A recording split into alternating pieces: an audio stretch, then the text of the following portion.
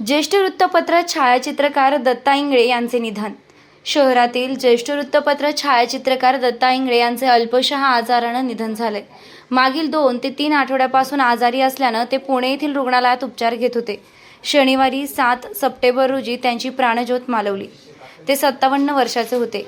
चिचोंडी पाटील तालुका नगर मूळ गाव असलेले इंगळे अत्यंत हालाखीच्या परिस्थितीतून येऊन त्यांनी शहरात वृत्तपत्र छायाचित्रकार म्हणून काम सुरू केलं होतं.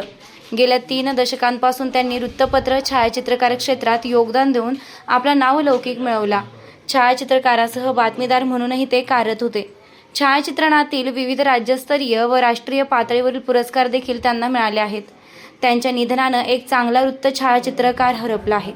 त्यांच्या पश्चात पत्नी, 2 मुले, 1 मुलगी, सुना, जावई, नातवंडे असा परिवार आहे. त्यांच्या निधनानं सर्वत्र हळहळ व्यक्त होत आहे.